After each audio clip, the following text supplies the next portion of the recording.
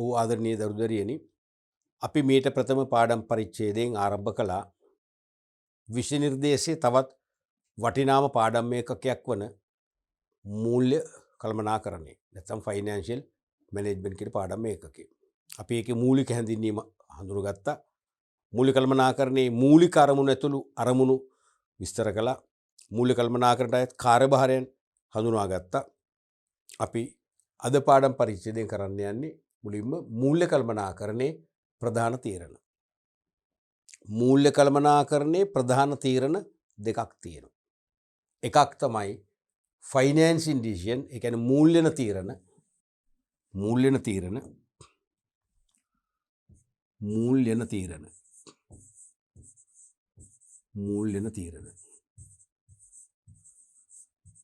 අනිත් එක investment decision, ආයෝජන තීරණ.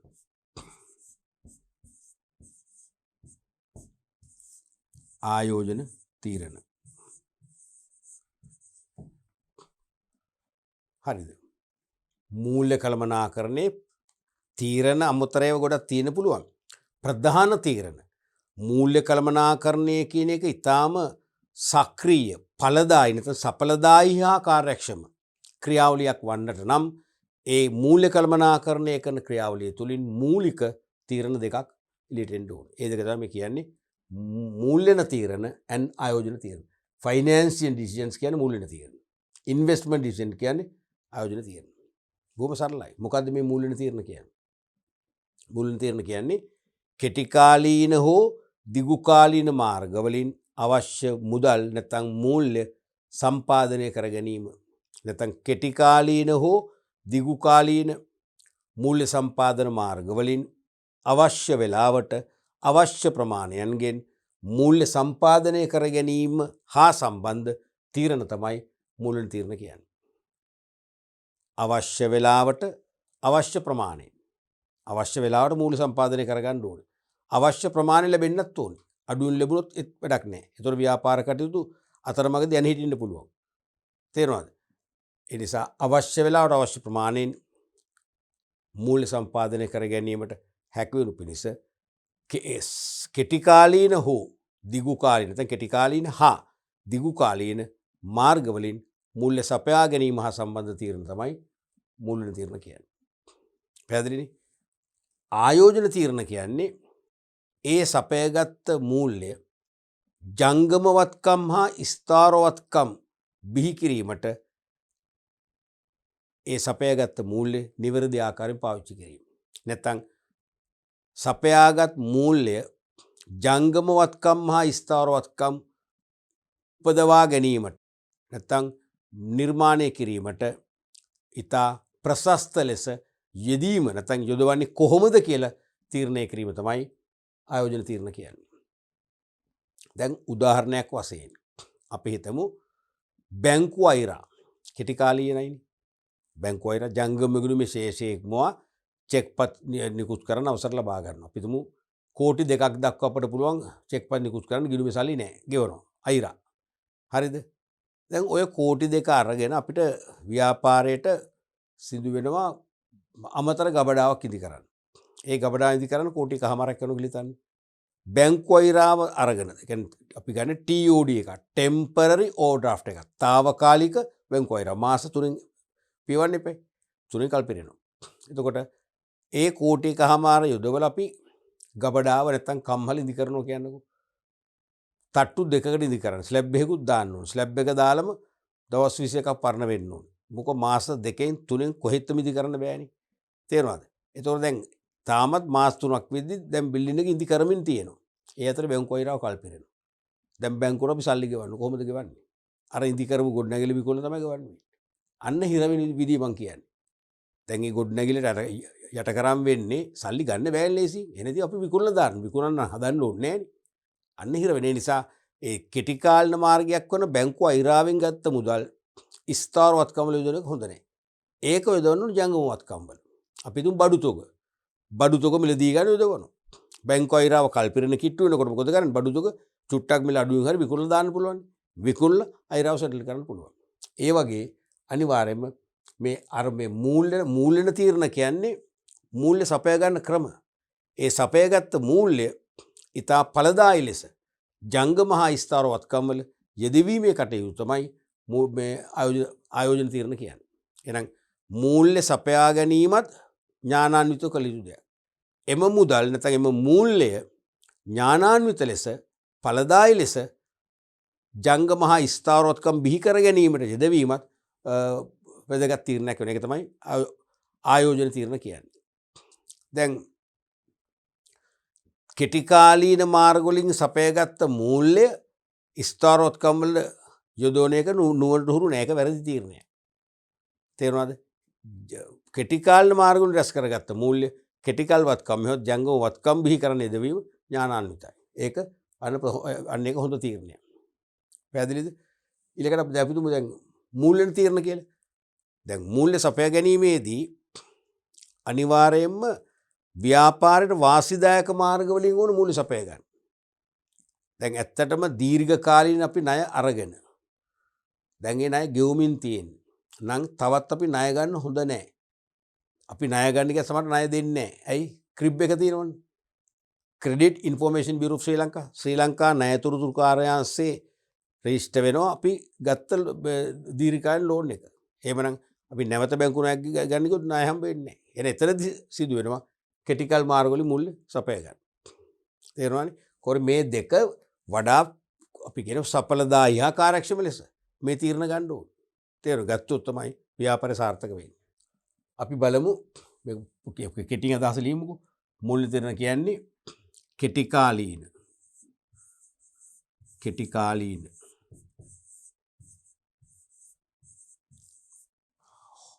ඕන මේ හා දාමුනේ කෙලින් කෙටිකාලීන හා දිගුකාලීන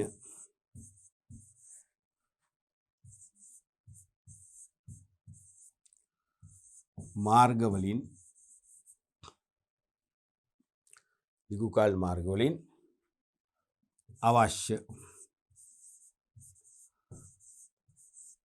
මූල්‍ය නැත්නම් අරමුදල් දෙකම හරි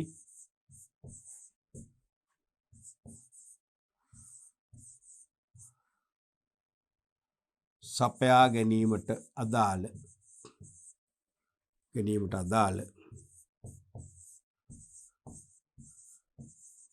තීරණයන්ය.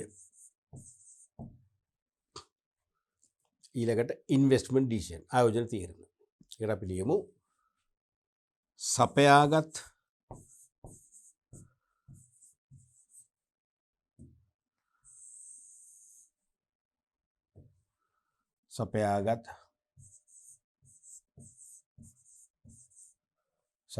මූල්‍ය ජංගම වත්කම් සහ ස්ථාවර වත්කම් උපදවා ගැනීමට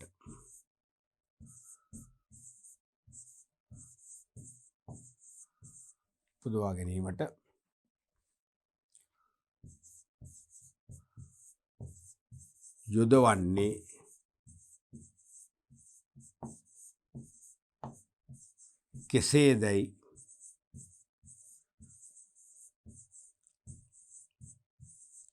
කෙසේදැයි තීරණය කිරීමයි.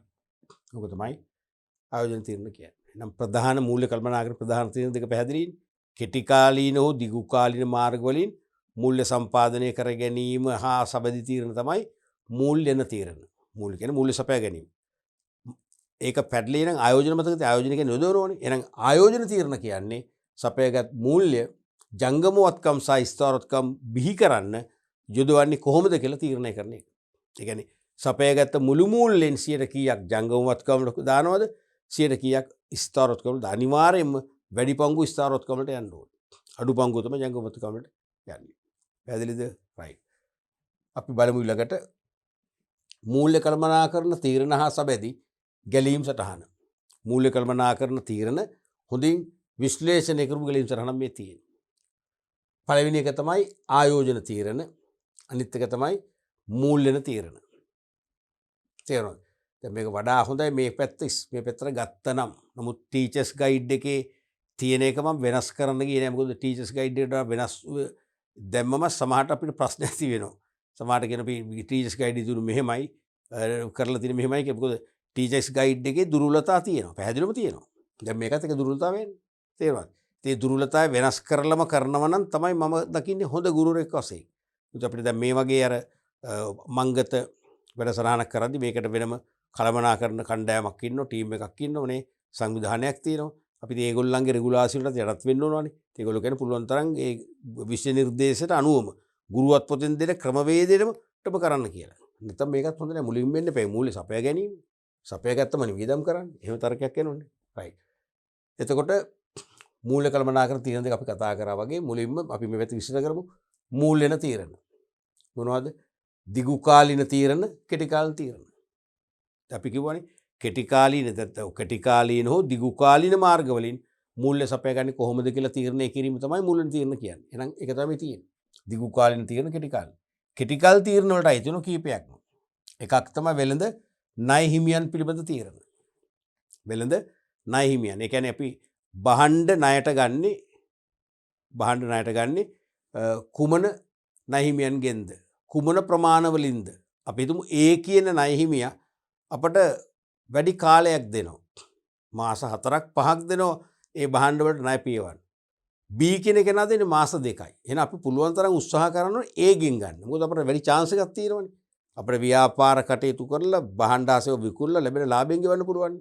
අන්න ඒ වගේ එහෙනම් වෙළඳ ණය හිමියන් පිළිබඳ තීරණ කියන්නේ ඒකයි. කුමන ණය හිමියන්ගෙන්ද ගන්නෙ? කොච්චර කාලයක් කොච්චර කාලයක් අපිට ඉඩ දෙනවද ඒ ණය පියවන්න. එහෙනම් කොච්චර ප්‍රමාණ වලින් ගන්නවද? විශේෂයෙන්ම දීර්ඝ කාලයක් ණය ගෙවන්න ඉඩ දෙන කෙනාගෙන් අපි වැඩිපුර ගන්නට ඕන. අඩු කාලයක් දෙන කෙනාගෙන් අඩුවට ගන්නට ඕන. ඒක තමයි කියන්නේ. අනික බැංකු අයිරා සහ අනිකුත් කෙටි කාලින බැංකු ණය පිළිබඳ තීරණ.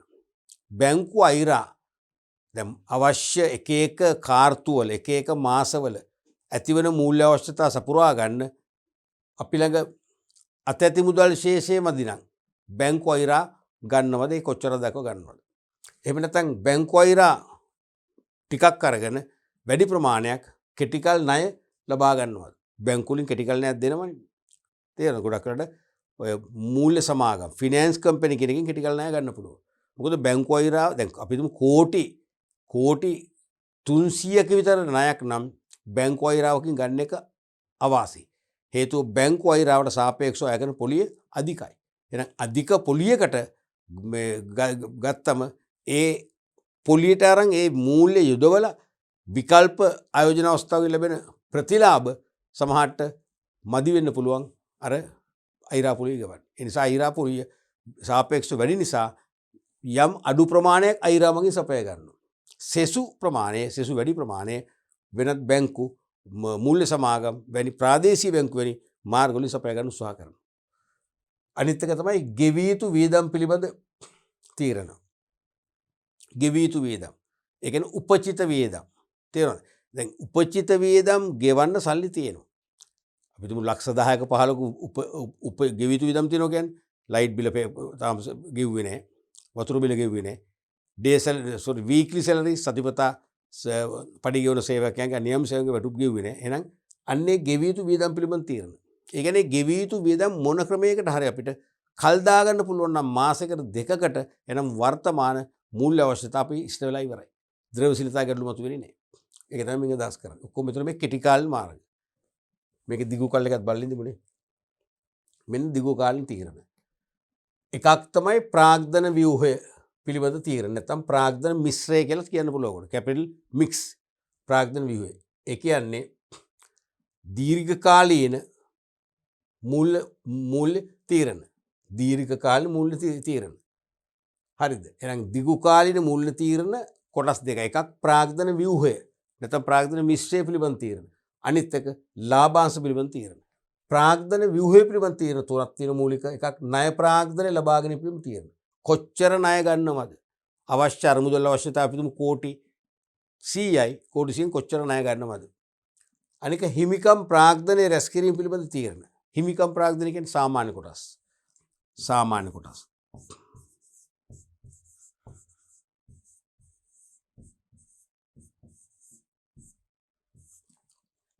තේරෙනවද? හිමිකම් ප්‍රාග්ධනය කියන්නේ නැත්නම් අයිතිකරු ප්‍රාග්ධනය කියන්නේ සාමාන්‍ය කොටස්. එහෙනම් හිමිකම් ප්‍රාග්ධනය රැස් කිරීම. ඒ කියන්නේ අවශ්‍ය මුළු ප්‍රාග්ධනයෙන් සාමාන්‍ය කොටස් නිකුත් කරලා කොච්චරක් රැස් කරනවද? මොකද හේතුව සමහර විට සාමාන්‍ය කොටස් නිකුත් කරත් කොටස් විකිරෙන අවස්ථා තියෙන්න පුළුවන්. ආර්ථික අර්බුදකාරී තත්ත්වයක් තියෙනවා නම් කොටස් වල පුළුවන් අර්බුදයක් තියෙනවා නම් සමහර කොටස් විකිරෙන්න තියෙන්න පුළුවන්. ඒ නිසා සාමාන්‍ය කොටස් කොහෙත්ම විකිරෙන්නේ. එහෙනම් සාමාන්‍ය කොටස් පුළුවන් තරම් අඩුවේ. වර්ණීය කොටස් වැඩියෙන් ආදි වශයෙන් තීරණය කරන්න ඕනේ. ඊළඟට ණය හා හිමිකම් ප්‍රාග්ධන අනුපාතය පිළිබඳ තීරණ. ඒ කියන්නේ ණය අනුපාතය කියන එක. අයිතිකරු ප්‍රාග්ධනයේ ණය ප්‍රාග්ධනයේ අතර අනුපාතය කොච්චරක් වෙන්න ඕනද? අපි හිතමු අවශ්‍ය ප්‍රාග්ධනයේ කෝටි ලක්ෂ 100ක් නම් කෝටි 10ක් නම් එහෙනම් හිමිකම් ප්‍රාග්ධනයේ සාමාන්‍ය කොටස් වලින් 30 ලක්ෂයක් නිකුත් කරලා රැස් කරනවා. ඉතුරු ලක්ෂ 70ම විශ්වාසවන්ත ශක්තිමත් මූල්‍ය ආයතනයකින් ණය ගන්නවා කියලා තීරණයක් ගන්නවා. ඒක තමයි කියන්නේ ණය හා හිමිකම් ප්‍රාග්ධන අනුපාතයේ පිළිබඳ තීරණ. ඒතකොට ඒ දෙක අනුපාතයක් තියෙනවනේ. ලක්ෂ 100න් 60 ලක්ෂයක් ණය ප්‍රාග්ධනයේ ලක්ෂ 40ක් නැත්නම් 30ක් අපි හිතමු 40ක් නැත්නම් 30ක් අයිතිකරු ප්‍රාග්ධනය. එහෙම නැත්නම් හිමිකරු හෙවත් අයිතිකරු ප්‍රාග්ධනයේ ලක්ෂ 70යි ණය ප්‍රාග්ධනයේ ලක්ෂ 30යි. ඒක ටිකක් ෂේප්නේ එතකොට. ඒ කියන්නේ ණය වලට වැඩිපුර පොලියක් යන්නේ. සාමාන්‍ය කොටසට ලාභාංශ නොගෙවෙන්නත් පුළුවන්. ඒ වගේ තීරණ. ඊළඟට ලාභාංශ පිළිබඳ තීරණ. දිගුකාලීන මූල්‍ය තීරණ දෙක විභාගයට අහනවා. එකක් තමයි ප්‍රාග්ධන ව්‍යුහය පිළිබඳ තීරණ, අනිත් එක ලාභාංශ පිළිබඳ තීරණ. ඒකේ දෙකක් තියෙනවා. එකක් ලාභාංශ රඳවා ගැනීම පිළිබඳ තීරණ. දැන් සමහරට ලාභාංශ ප්‍රකාශ කරනවා. හොඳට අහගන්න. ලාභාංශ ප්‍රකාශ කරනවා. අපි තුමු 10%ක් ලාභාංශ ගෙවනවා කියලා. මම ලක්ෂ 20ක කොටස් ප්‍රාග්ධනයක හිමිකරුවෙක් නම් මම ලක්ෂ 20ක කොටස් මිලදී අරගෙන ප්‍රාග්ධනයේ සපයලා තියෙනවා නම් ලාභාංශ ප්‍රතිශතයේ 10%ක් නම් මට ලක්ෂ 2ක් හම්බ වෙන්න බැහැ මම දන්නවා ඒක. හරිද? එහෙනම් ඒ ලාභාංශ ප්‍රකාශ කරනවා හැබැයි බෙදන්නේ. ලාභාංශ දෙන්නේ නැහැ. මොකද ඒ ලාභාංශ වශයෙන් ගෙවුවොත් සමාගමේ උපයගත ලාභය ආයෙ එලීට යනවා. මේ දවස්වල අපි අලුතෙන් තාක්ෂණය ආරෝපණය කරනවා. කාර්යාල වායු සමන පහසුකම් ලබා දෙනවා. එවැනි තත්ත්වයක් කරතේ අද ටිකක් මුදල් ගෙවීම පහසුවක් තියෙන්න පුළුවන්කම තියෙනවා. තේරුණාද? ඒ නිසා ලාභාංශ අපි ගණනය කරනවා. ලාභාංශ සමහර අපි දැනුවත් කරන මෙච්චර ලාභාංශ හිමි කියලා.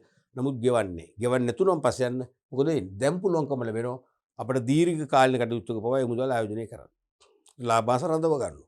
ඉදිරි දවසක ලාභාංශ ගෙවන්න. අනිත් එක තමයි ලාභාංශ විභජනය පිළිබඳ තීරණ. කොච්චර ලාභාංශ ප්‍රමාණයක් කොටස් හිමියන් අතර බෙදා හරිනවාද කියලා ගන්න තීරණ. සීමිත පොදු සමාගමක කොටස් නිකුතුවක් කරාම හරිද? ඒ කොටස් මිලදී ගන්න ඉතින් මහජනතාවනේ. මිලදී ගැනීමේ තීරණයක් ගන්නත් බලපානවා ලාභාංශ විභජනය පිළිබඳ තීරණ. ඒ කියන්නේ සමාගම උපයගත්ත ලාභයෙන් 100ට කීයක් ලාභාංශ වශයෙන් විභජනය කරන්න වෙන් කළ යුතුද කියලා තීරණයක් ගන්නවා. ඒ තීරණය අනුව තමයි ලාභාංශ විභජනය පිළිබඳ තීරණ ගන්න. තේරෙනවද? ලාභාංශ බෙදා දීම පිළිබඳ තීරණ ගන්න. එතකොට එහෙනම් එක්ක ලාභාංශ ප්‍රකාශ කරලා රඳව ගන්න කොටසක්. ගෙවන්නේ. එතකොට ව්‍යාපාරයේ මූල්‍ය දුෂ්කරතා ඇති වෙන්නේ නැහැ. එදිනදා කාර්ක ප්‍රාග්ධනයේ වර්ධනය වෙනවා. හරිද? අනිත් එක ලාභාංශ විභජනය. දැන් මේක මේ පැත්තරාවන හොඳයිනේ. දැන් මේක සමහර එක වෙන්න ඕනේ. මේක එක දෙක වුණා නම් වඩා හොඳ කමක් නැහැ. මුලින්ම ලාභාංශ විභජනය කියන්නේ ලාභාංශ කොටස් හිමියන්ට බෙදා දෙනවද නැද්ද? නැත්තම් 60ක් කොටස් හිමියන්ට දෙනවා 40ක් රඳව ගන්න. කියලා තීරණයක් ගන්න පුළුවන්. එහෙම නැත්තම් කෙලිම රඳව ගැනීම පිළිබඳ මුළු ලාභාංශ ප්‍රමාණයම රඳව ගන්නවා. කොටස් හිමියන්ගේ කැමැත්ත ඇතු රඳවගෙන ඉදිරි වර්ෂයේදී ඒකත් එක්කම ගෙවනවා. තේරුණාද? මෙන්න මේ වගේ දීර්ඝකාලීන මූල්‍ය තීරණ කීපයක්ම තියෙනවා. අපි බලමු හැපැත්තේ කරේ නැහැ නේද අරක. ඒකත් කොටස් දෙකයිනේ. එකක් දිගුකාලීන තීරණ, අනික කෙටිකාලීන තීරණ. ඒ කියන්නේ කෙටිකාල මාර්ගවල ආයෝජනය කරන්නේ කොහොමද? දිගුකාල මාර්ගවල ආයෝජනය කරන්නේ කොහොමද කියලා තීරණය කිරීම. දිගුකාල ගත්තොත් ව්‍යාපාර නවීකරණය පිළිබඳ තීරණ. දැන් ව්‍යාපාරය සෑහෙන කාලයක් ආරම්භ කළා. පුංචිට ආරම්භ කරලා මහා පරිමාණ තත්ත්වයට අවිලා තියෙනවා. දැන් නවීකරණය කරන කාලේ හරි. දැන් නව තාක්ෂණ ආදේශ කරන්න ඕන. සමහරට අන්තර්ජාල සම්බන්ධතා අරගෙන ඊකොමර්ස් තත්ත්වයට, ඒ කියන්නේ ඉලෙක්ට්‍රෝනික වාණිජය තුලින් භාණ්ඩ විකුණන තත්ත්වයට පත් කරන්න ඕනේ. CCTV කැමරා තාක්ෂණය තුලින් සේවක වංචා, ඒ වගේම සොරසතුරු වදුරු අවම කරන්න ක්‍රියාත්මක වෙන්න ඕනේ. අන්න ඒව දිගුකාලීනව ප්‍රතිඵල ලැබෙන. තේරෙනවද? දිගුකාලීනව ප්‍රතිඵල ලැබෙන ආයෝජන මාර්ග. අනික නැවත ස්ථාපනය කිරීම පිළිබඳ තීරණ. නැවත ස්ථාපනය. ඒ කියන්නේ සමහර විට ව්‍යාපාර කටයුතු එන හිටිය.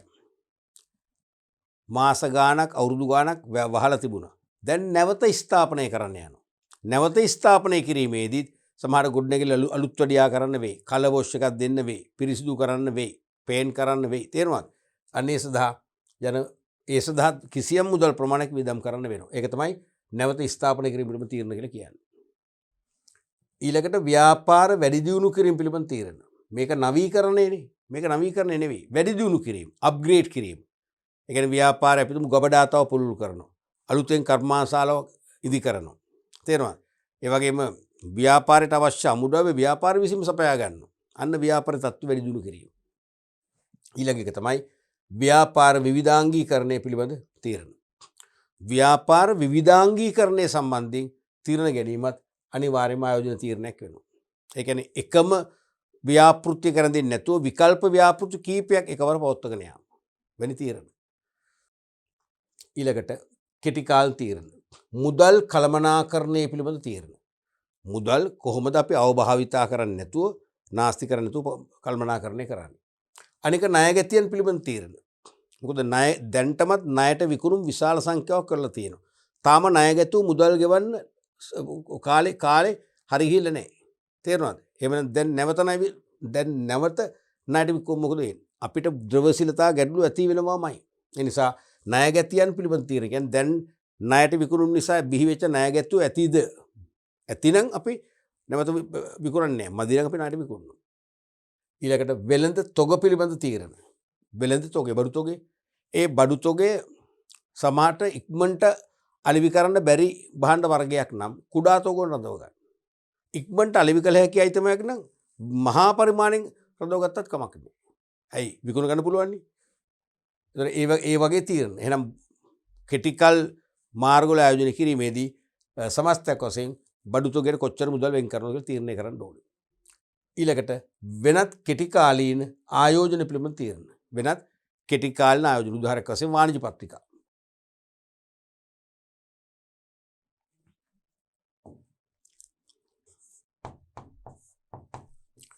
කෙටි කාලීන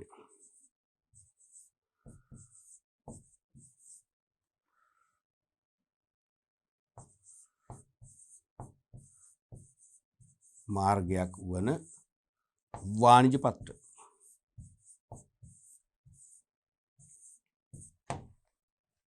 කමර්ෂල් පේපර්ස්. තේරෙනවද? දැන් වෙනත් කෙටි කාලීන ආයෝජන පිළිබඳ ගොම දැන් සමහරට අපේ සමාගමේ අතිරික්ත මුදලක් තියෙනවා නම් කෙටි කාල මුදලක් වෙනත් දැවැන්ත සමාගම් වාණිජ පත්‍රිකා නිකුත් කරනවා. අපි බය නැතුව ගිහලා ඒකේ ආයෝජනය කරනවා. ඒ කියන්නේ වාණිජ පත්‍රිකාව මිලදී ගන්න අපි කෙටි කාල ධර්ම මුදල් යොදවනවා. මොකද දැවැන්ත සමාගමක්, කීර්තිමත් සමාගමක් නිසා අපසු නොලැබීමේ අවදානම ඉතාම අඩුයි. තේරුණානේ? ඔන්න වගේ තියෙනවා මූල්‍ය කළමනාකරණ තීරණ. අපි දැන් ඉස්සෙල්ලා විස්තර කරපු එක තමයි විශ්ලේෂණය කරලා පෙන්නන්නේ. අපි බලමු ඊළඟට මූල්‍ය කළමනාකරණ තීරණ අනුව අරමුදල් සම්පාදනය කර ගන්න ආකාරය හා ඒවා ආයෝජනය කරන ආකාරය හඳුනාගත් පසු යෝග්‍ය පරිදි අරමුදල් සපයාගෙන ඒවා සඵලදායි මාර්ගවල ආයෝජනය කළ යුතුයි. මොකක්ද කියන්නේ? මූල්‍ය කළමනාකරණ තීරණ අනුව. මූල්‍ය කළමනාකරණ තීරණ දෙකයි. මූල්‍යන තීරණ, ආයෝජන තීරණ. මූල්‍යන තීරණ, ආයෝජන තීරණ. ඉතින් මේ තීරණ දෙක ගත්තම ඒ තීරණ අපි මොකද වෙන්නේ? ඇක්ටිව් කරගන්නත් ඕනේ. එහෙනම් අනුව අරමුදල් සම්පාදනය කරගන්න ආකාරය. එහෙනම් කෙටිකල් මාර්ග වලින් කොච්චර සපය ගන්නවද? දිගුකල් මාර්ග වලින් කොච්චර සපය ගන්නවද කියලා අපි තීරණය කරන්න ඕනේ. හා ඒවා ආයෝජනය කරන ආකාරය. එහෙනම් ජංගම හෝ ස්ථාවරොත්කම් බිහි කිරීමට ඒවා යොදවන්නේ කොහොමද කියලා තීරණය කරලා ඒවා ක්‍රියාත්මක කරන්න ඕනේ. ඊට පස්සේ මූල්‍යන තීරණ හා ආයෝජන තීරණ ප්‍රශස්ත ලෙස සිදු වුවහොත් මූල්‍ය කළමනාකරණයේ ප්‍රධාන අරමුණ වූ අයිතිකරුවන්ගේ ධනය උපරිම කිරීම මනාව ඉටුවේ. මේ සඳහා මූල්‍ය සැලසුම් කරණය හා පාලනය අත්‍යවශ්‍ය වේ. තේරුණාද? දැන් මූල්‍යන තීරණ හා ආයෝජන තීරණ දෙකම හොඳින් ක්‍රියාත්මක වුණොත් ප්‍රශස්තව ක්‍රියාත්මක වුණොත් මූල්‍ය කළමනාකරණයේ මුඛ්‍ය අරමුණ වන අයිතිකරුවන් හා සබැදියාගේ උපරිම කරගන්න පුළුවන්. ඒ සඳහා අනිවාර්යයෙන්ම මූල්‍ය සැලසුම් කරණයක් අත්‍යවශ්‍යයි කියලා අපි කිව්වා. මූල්‍ය සැලසුම් කරණයක් ඕනේ. මූල්‍ය සැලැස්මක් හදලා තමයි වැඩේ ක්‍රියාවට නගන්නට ඕන. මූල්‍ය සැලසුම් කරන හා පාලන උපකරණ ලෙස අයවැයකරණය හා මුදල් ප්‍රවාහ ප්‍රකාශ යොදා ගනී.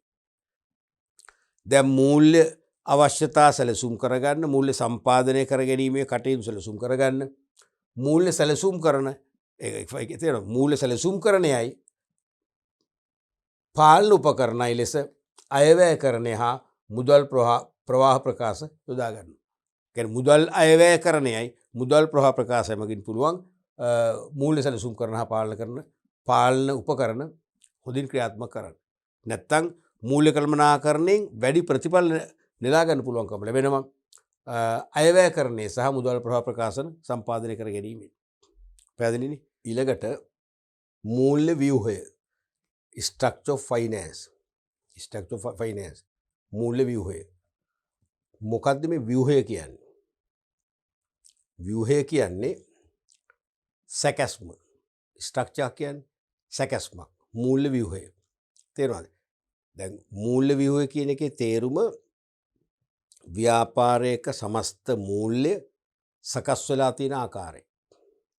මූල්‍ය ව්‍යුහය. ඒ කියන්නේ කිසියම් ව්‍යාපාරයක් විසින් කෙටිකාලීන හෝ දිගුකාලීන මාර්ග වලින් මූල්‍ය නැත්නම් අරමුදල් සම්පාදනය කරගෙන එම මූල්‍ය ජංගම හා ස්ථාර වත්කම් වල මූල්‍යණය කර ඇති ආකාරය නැත්නම් යොදවා ඇති ආකාරය තමයි පොදුවේ මූල්‍ය ව්‍යුහය කියලා කියන්නේ. තේරුණාද? රැස් කරගත්ත මුළු මූල්‍ය මුළු වත්කම් වල මූල්‍යණය කර ඇති ආකාරය. ඒ කියන්නේ ජංගම හෝ ස්ථාවර නැත්නම් පොදුවේ කියනවා මුළු වත්කම් වල මූල්‍යණය කර ඇති ආකාරය තමයි මූල්‍ය ව්‍යුහය කියන්නේ. මේ මූල්‍ය ව්‍යුහය කියන එකත් බොහොම සමතුලිත ආකාරයෙන් පවත්වාගෙන යාම වැදගත් ව්‍යාපාරික සාර්ථකත්වයට. දැන් නිදසුනක් වශයෙන් කෙටිකාලීන ණයක් අරගෙන දිගුකාලීන වත්කම් වල ආයෝජනය කිරීම නුසුදුසුයි, නුවණට හුරු නැහැ. අපි හිතමු මාස 3කින් කල්පිරෙන වාණිජ්‍ය පත්‍රිකා නිකුත් කරලා මහජනයාගෙන් ණය ගන්නවා. මාස 3කින් නේ ණය පීවන්න එපා පොලිසිය මග. එතකොට ඒකෙන් අපි හිතමු විශාල යන්ත්‍ර නැත්නම් මිල අධික යන්ත්‍ර කීපයක් අරගෙන යන්ත්‍රාගාරයක් ස්ථාපිත කරනවා මොන හරි භාණ්ඩයක් නිෂ්පාදනය කරලා අලෙවි කරන්න. එතකොට යන්ත්‍රාගාර ස්ථාපිත කරන්න මාසකමාරක් විතර යනවා. නිෂ්පාදනය කරලා අලෙවි කරලා ලාභ ලබන තවත් මාස 4-5ක් යනවා. එතකොට මාස 3න් කල්පිරනකොට ඒ ණය පියවන්නේ කොහොමද? අන්න හිර වෙනවා. ඒ නිසා මේ සපය ගන්න මුළු මූල්‍ය ඉතා නැනවත් ලෙස සූක්ෂම ලෙස මේ කියන්නේ මූල්‍ය දුෂ්කරතා ඇති නොවන ආකාරයෙන් මූල්‍ය දුෂ්කරතා ඇති නොවන්නත් ඕනේ. ව්‍යාපාරයේ මෙහෙයුම් ක්‍රියාවලිය සුමටව අඛණ්ඩව ගෙනියන්න පුළුවන් වෙන්නත් ඕනේ. ඒ වෙන විදියට මූල්‍ය යෙදවීම තමයි මූල්‍ය ව්‍යුහය කියන්නේ. නැත්තම් මුළුවත්කම් දැන් ව්‍යාපාරයක මුළු මූල්‍ය ව්‍යාපාරයක් සම්පාදනය කරගත් මුළු අරමුදල් ප්‍රමාණය මුළු වත්කම් බිහි කරන්න යොදවා ඇති ආකාරය නැත්තම් මූල්‍යණය කර ඇති ආකාරය තමයි මූල්‍ය ව්‍යුහය කියලා කියන්නේ. තේරුණාද?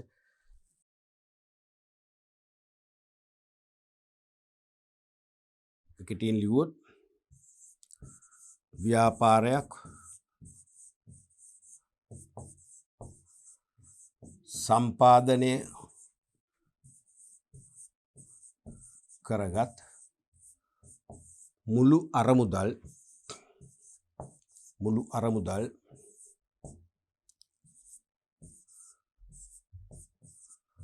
මුළු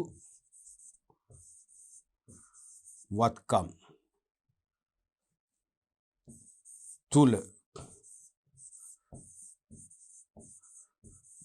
මූල්‍යනය කර ඇති ආකාරය. මූල්‍යනය කර ඇති ආකාරයයි.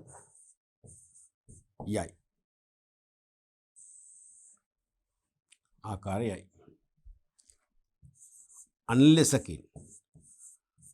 අන්ලෙසකින්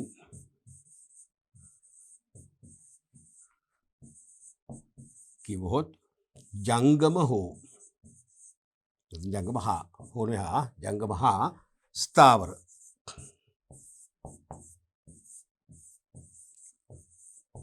වත්කම් බිහිකිරීමට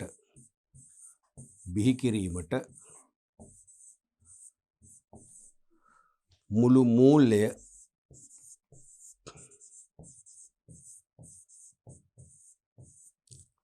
යොදවා ඇති ආකාරයයි. ඔක තමයි මූල්‍ය ව්‍යුහය කියලා කියන්නේ. පැහැදිලිනේ? රයිට්. අපි ගමුකෝ ඊළඟට ශේෂ පත්‍රයේ තුලින් මූල්‍ය ව්‍යුහය විග්‍රහ කිරීම. ශේෂ පත්‍රයේ තුලින් මූල්‍ය ව්‍යුහය විග්‍රහ කිරීම. දැන් ගිණුම්කරණයේ විෂය අනිවාර්යයෙන්ම හදාරන ඕනේ වාණිජ්‍ය විෂය ධාරාවේ ඔබ ගිණුම්කරණයේ විෂයත් හදාරන සිසුන් වශයෙන් ඔබට මේක බොහොම පහසුවෙන් තේරුම් ගන්න පුළුවන්. ඊට පෙර අපි නිකම් බලමු ශේෂපත්‍රය ගැන. ශේෂපත්‍රය කියන්නේ මොකක්ද? මං අහන්නේ ගිණුමක්ද ලේඛනයක්ද? ශේෂපත්‍රයේ ගිණුමක්ද ලේඛනයක්ද? ගිණුමක් නෙමෙයි, පැහැදිලිවම ගිණුමක් නෙමෙයි, ලේඛනයක්. ශේෂපත්‍රය කියන්නේ ලේඛනයක්ද වාර්තාවක්ද? එහෙම ඇහුවොත් මුලින් ඇහුවේ ගිණුමක්ද ලේඛනයක්ද? ලේඛනයක්. ශේෂපත්‍රය කියන්නේ ලේඛනයක්ද වාර්තාවක්ද? මොකද හිතෙන්නේ? පැහැදිලිවම ලේඛනයක්. වාර්තාවක් නෙවෙයි. වාර්තාවක් නම් අපි යම් සිදුවීමක් පිළිබඳ තොරතුරු ඇතුළත් කරා. ඉතින් ඉවරයිනේ. ලේඛනයක් කන්ටිනියු වෙනවා. ඉදිරියට යනවා. තේරෙනවද? ශේෂපත්‍රයක දැන් වත්කම් අපි විස්තරෝත්කම් දෙකක් තියෙනවා. ඒතර ශේෂපත්‍රයේ හැඩය මොකක්ද? ශේෂපත්‍රයේ හැඩය මොකක්ද? T අකුරක හැඩයේද L අකුර හැඩයේද මොකක්ද හැඩය? දැන් ගොඩක් අය කියනවා T අකුරක හැඩය ගන්නවා. දැන් හරි. දැන් මේක T අකුරක හැඩයන්නේ. T හැඩයේ තියෙන්නේ. මේ හැඩයක්ද තියෙන්නේ. නමුත් ශේෂපත්‍රයේ හැඩයක් නෑ දරුවනි. හැඩයක් නෑ. දැන් සාම්ප්‍රදායිකව අපි T අකුරක හැඩයට තමයි හදන්නේ. තේරුණාද? නමුත් ඔබ ප්‍රායෝගිකව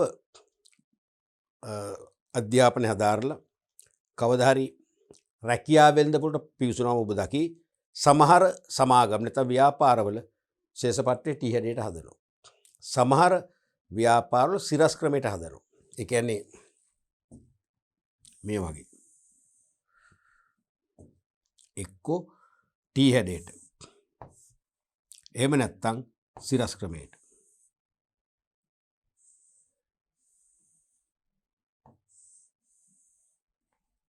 මේ පැත්තේ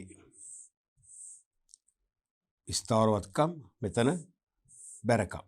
නැත්නම් මෙතන බැරකම්, මෙතන ස්ථාවරවත්කම්. ඒත් හරි. සමහර ව්‍යාපාරවල මේ වගේ හදනවා. දැන් දෙකක මේ බැරකම්, මේ වත්කම් වගේ විවිධ ක්‍රම වලට හදනවා. හැඩයක් නැහැ. ශේෂපත්‍රයේ ලේඛනයක් හැඩයක් නැහැ. එහෙමනම් ශේෂපත්‍රයක මේ දැන් සම්ප්‍රදාය ක්‍රමෙ නෙමෙයි තියෙන්නේ T හැඩේ. තේරුණාද? මේ ශේෂපත්‍රයේ වම් අත පැත්ත හරද බැරද? හරද බැරද?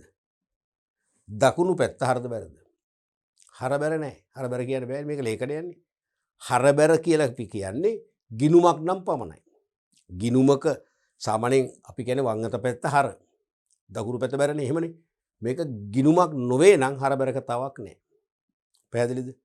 ඊළඟට ශේෂපත්‍රයක ශේෂපත්‍රයක් හදන්නේ කිසියම් දිනකටද කිසියම් කාලයක් සඳහාද? ඒක පුළුවන් නේ. ශේෂපත්‍රයක් අපි හදන්නේ කිසියම් දිනකටද යම් කාලයක් සඳහාද? කිසියම් දිනකට, කාලයක් සඳහා නෙවෙයි. ඔබට පුරුදුයිනේ. ඔබ දානවා සීමා සහිත සමාගම නම දානවා සීමා සහිත අහස් මාලිගා සමාගම.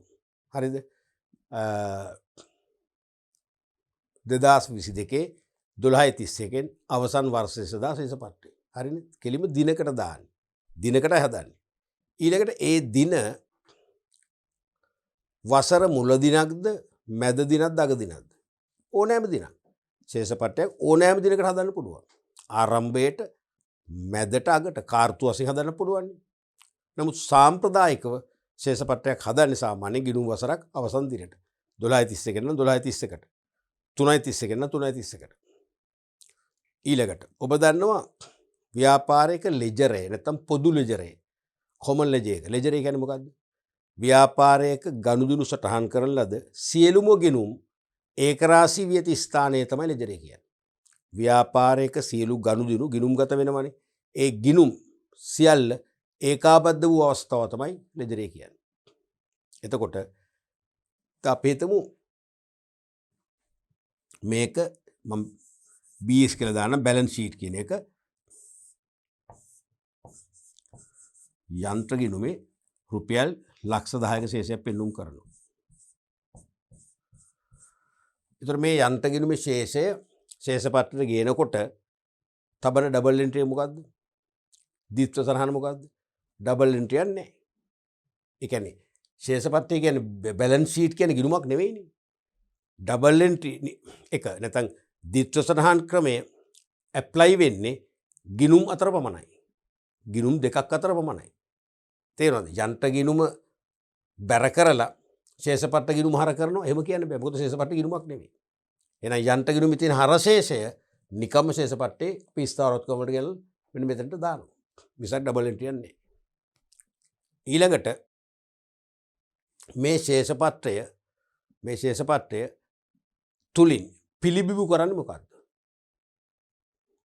වත්කම් සහ බැරකම්. ගොඩක් උසස් පෙළ ළමයි දෙන උත්තරේ තමයි ශේෂපත්‍රයේ මොකද්ද පෙන්눔 කරන්නේ කොහොම ව්‍යාපාරයේ වත්කම් සහ බැරකම්. කිසියම් දිනකට ව්‍යාපාරයේ වත්කම් සහ බැරකම් පෙන්눔 කරන ලේඛනය කියලා කියනවා. ඒක වරදක් නෑ. නමුත් ඊටා හොඳ ක්‍රමය ඒක නෙවෙයි. අපි උසස් පෙළනේ සරසවි පිවිසුම් පෙළ ළමයි. අපේ එක කකුලක් උසස් පෙළ එක කකුලක් සරසවි පැත්ත උස්සගෙන ඉන්නේ. ඉතින් එහෙම එකේ අපි ටිකක් පරිණත විදිහට ලියන්න ඕනේ. ශේෂපත්‍රයේ පිළිබිඹු කරන්නේ මොකද්ද? කිසියම් දිනකට ව්‍යාපාරයේ මූල්‍ය තත්වයයි. කිසියම් දිනකට ව්‍යාපාරයේ මූල්‍ය තත්වයයි ශේෂපත්‍රයෙන් පෙන්눔 කරන්නේ. අන්න එක තේරුම් ගන්න ඕනේ.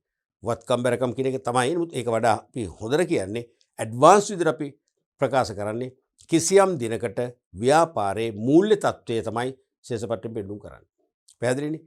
එහෙමනම් ශේෂපත්‍රයේ දැන් මේ ශේෂපත්‍රයේ වම් අත පැත්ත මේ පැත්තේ පෙන්눔 කරන්නේ මොකක්ද? මූල්‍ය සම්පාදනය කරගත් ආකාරය. මූල්‍ය සම්පාදනය. අපි කිව්වේ මූල්‍ය කල්පනාකරන ප්‍රධාන තීරණ දෙකයිනේ. එකක් මොකද්ද? මූල්‍යන තීරණ. අන්න මූල්‍යන තීරණ තමයි මේ පැත්තෙන් පෙන්눔 කරන්නේ. මූල්‍යන තීරණ. තේරුණාද? ඒ කියන්නේ කෙටි කාලීන හා දිගු කාලීන මූල්‍ය සම්පාදන මාර්ග වලින් මූල්‍ය රැස් කරගත් ආකාරය තමයි ශේෂපත්‍රයේ වම් අත පැත්තෙන් පෙන්눔 කරන්නේ. මූල්‍යන තීරණ. දකුණු පැත්තෙන් පෙන්눔 කරන්නේ මොකක්ද? ආයෝජන තීරණ.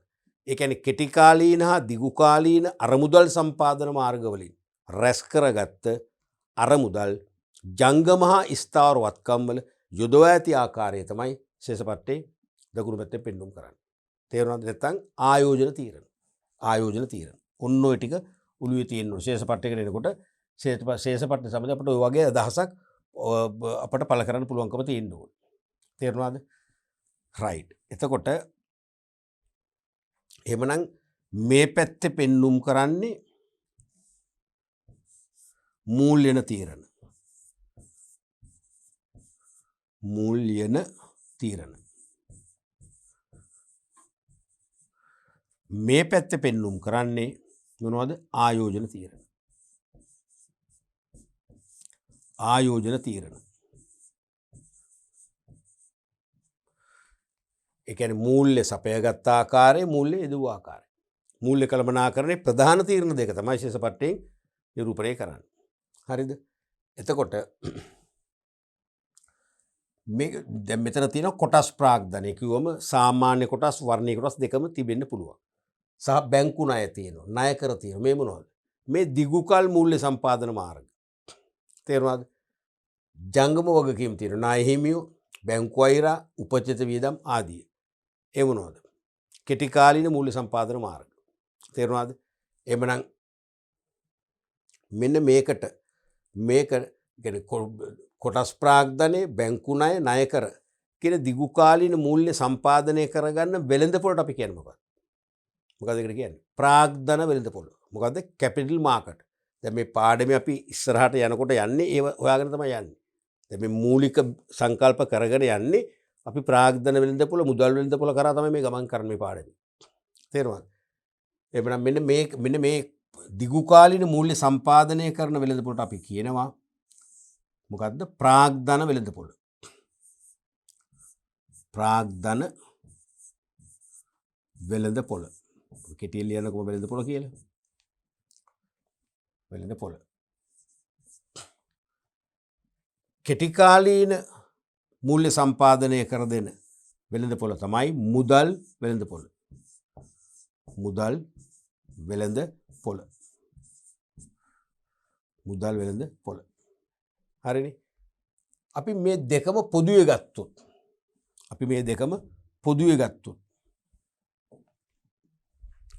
මේ දෙකම පොදුවේ ගත්තොත් අපි කියනවා මොකද්ද? මූල්‍ය වෙළඳපොළ. මූල්‍ය වෙළඳපොළ. තේරුණානේ? අපි ඊළඟට මේ පැත්තෙන් ගත්තොත් මේ තියෙන්නේ ස්ථාවරවත්කම්. ඉඩම්, ගොඩනැගිලි, යන්ත්‍ර, ගෘහ භාණ්ඩ, රථ වාහන ආදී ස්ථාවරවත්කම් ඇතුළත් කරන කොටසනේ. මේ තියෙන්නේ මේ ප්‍රාග්ධන වෙළඳපොළෙන් සම්පාදනය කරගත්ත දිගුකල් මූල්‍ය ස්ථාවරවත්කම් බිහි කරන්න යොදවා ඇති ආකාරය. ස්ථාවරවත්කම් බිහි කරන්න යොදවා ඇති ආකාරය තමයි මේ තියෙන්නේ. හරිනේ? ප්‍රාග්ධන වෙළඳපොළෙන් සම්පාදනය කරගත්ත දිගුකල් මූල්‍ය එක් ස්ථාවරවත්කම් ඉඩම් වල මෙච්චරක්, ගොඩනැගිලි වල මෙච්චරයි. අපි ඉඩම් වල මිලියන 10ක්, ගොඩනැගිලි වල මිලියන 15ක්, යන්ත්‍ර වල මිලියන 8ක් ආදී වශයෙන් මේ ස්ථාවරවත්කම් බිහි කරන්න දිගුකල් මූල්‍ය යොදවා ඇති ආකාරය තමයි මේ පෙන්눔 කරන්නේ. තේරුණාද? ඒක තමයි අපි කියන්නේ ප්‍රාග්ධන ව්‍යුහය. අන්න ස්ට්‍රක්චර් ඔෆ් කැපිටල්. ප්‍රාග්ධන ව්‍යුහය. ඒ කියන්නේ මොකද්ද? ස්ථාවරවත්කම් මූල්‍යණය කර ඇති ආකාරය. ස්ථාවරවත්කම් මූල්‍යණය කර ඇති ආකාරය තමයි ප්‍රාග්ධන ව්‍යුහය කියන්නේ. එහෙනම් මෙන්න මේ ටිකෙන් පෙන්눔 කරන්නේ මොකද්ද? ප්‍රාග්ධන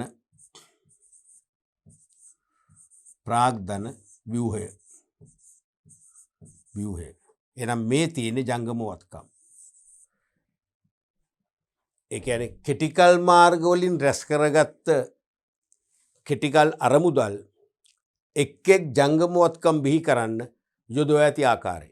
නැත්තම් ජංගම වත්කම් මූල්‍යණය කර ඇති ආකාරය. මූල්‍යණය කියන්නේ යෙදවීම. හරිනේ? ජංගම වත්කම් බිහි කරන්න කෙටිකල් මූල්‍ය යොදවා ඇති ආකාරය. එහෙනම් ඒක තමයි මුදල් ව්‍යුහය කියන්නේ.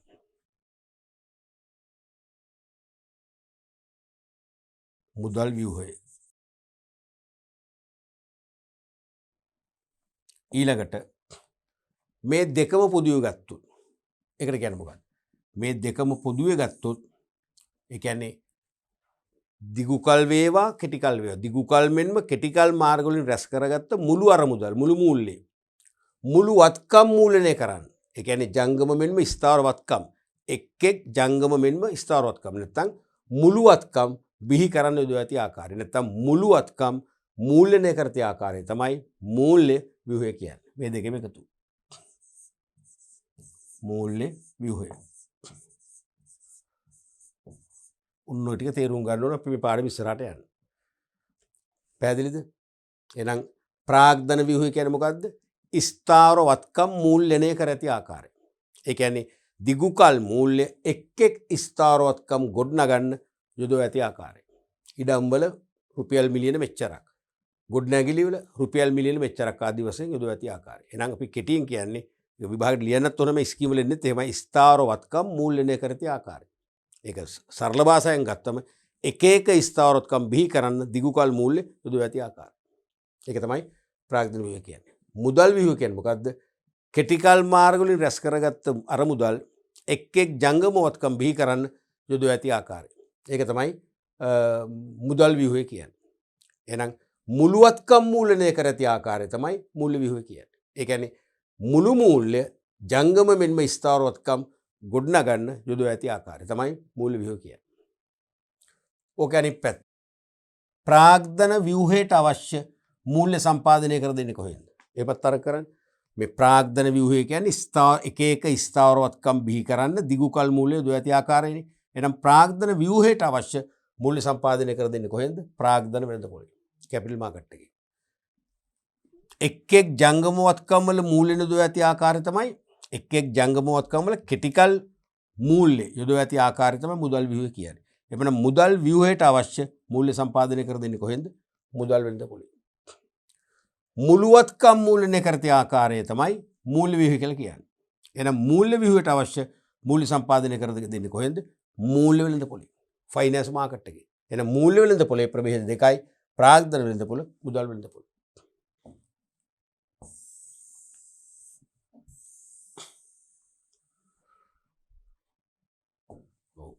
අපි මෙහෙම මුලින්ම ප්‍රාග්ධන ව්‍යුහය. ප්‍රාග්ධන ව්‍යුහය.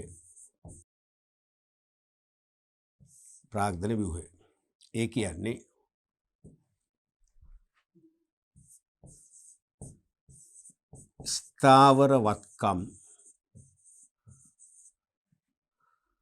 ස්ථාවරවත්කම් මූල්‍යනය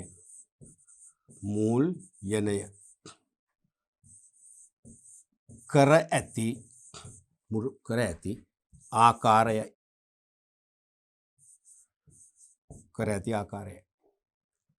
නැතහොත් විස්තර කළ පෙන්නු එකක් විතරක් අපි කරමු. නැතහොත් දිගුකල් මූල්‍ය, දිගුකල් මාර්ගවලින් රැස් කරගත් අර මුදල්. දිගුකල් මූල්‍ය එක්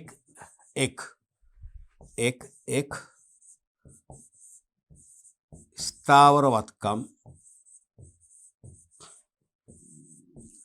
බිහි කිරීම සඳහා එක් ස්ථාවරවත්කම් බිහි කිරීම සඳහා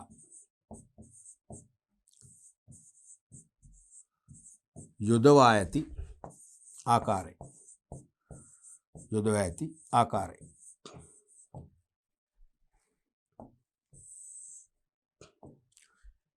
එතකොට එතන ලියමු මේ සඳහා අවශ්‍ය මූල්‍ය ප්‍රාග්ධන වෙළඳපොලේ. අන්න කැපිටල් මාකට් එකේ ප්‍රාග්ධන වෙළඳපොලෙන් සම්පාදනය කරයි. එතන සම්පාදනය කර දෙයි.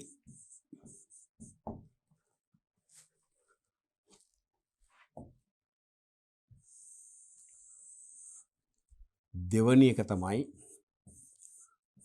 මුදල් ව්‍යුහය. ස්ට්‍රක්චර් ඔෆ් මනි මුදල් ව්‍යුහය. ඒ කියන්නේ මොකද්ද? ජංගමවත්කම් මූල්‍යණය කර ඇති ආකාරය.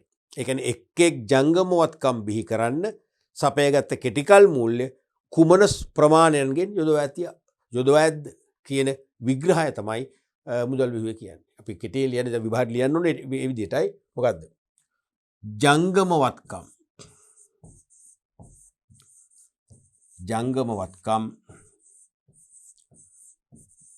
මූල්‍යණය කර ඇති ආකාරයයි. හරිනේ. ඒ සඳහා අවශ්‍ය ක්‍රිටිකල් මූල්‍ය සපයා දෙන්නේ කොහෙන්ද? මුදල් වෙළඳපොලේ. එහෙනම් මේ සඳහා අවශ්‍ය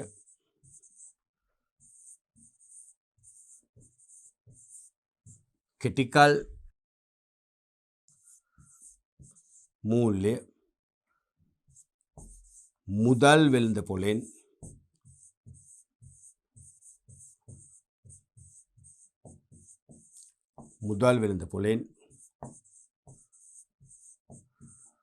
සම්පාදනය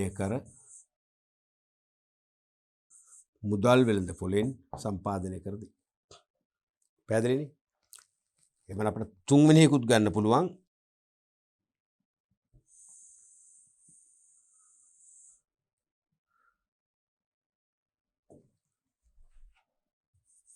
තුන්වෙනි එක මූල්‍ය. මෙතන යන්සර් පස්සේ යන්න ඇතත් නැතත් ප්‍රශ්නයක් නැහැ. දෙවිදියම භාවිතා වෙනවා කියලා මම කලිනුත් කිව්වා. මූල්‍ය ව්‍යුහය. ඒ කියන්නේ ස්ට්‍රක්චර් ඔෆ් ෆයිනෑන්ස් කියන එක. ඒ කියන්නේ මොකද්ද? මුළුවත්කම්, ජංගම ස්ථාරවත්කම් දෙකම මුළුවත්කම් මූල්‍යණය කර තිය ආකාරය තමයි මූල්‍ය ව්‍යුහය කියන්නේ. එමනම් මුළුවත්කම්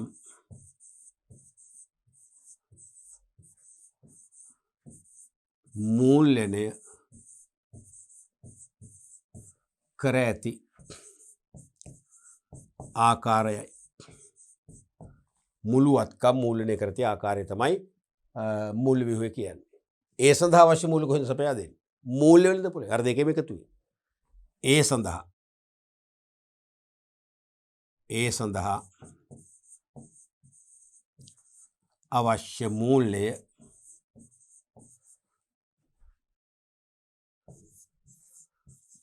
මූල්‍ය වෙළඳ පොලෙන්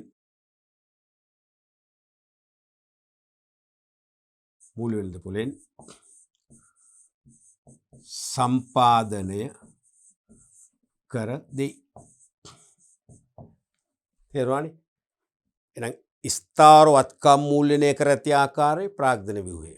ඒ සඳහා අරමුදල් සපයන්නේ කොහෙන්ද? ප්‍රාග්ධන වෙළඳ පොලෙන්. ජංගමවත්කම් මූල්‍යණය කර ඇති ආකාරය මොකක්ද? මුදල් ව්‍යුහය. ඒ සඳහා අවශ්‍ය මූල්‍ය සපයා දෙන්නේ කොහෙන්ද? මුදල් වෙළඳ පොලේ.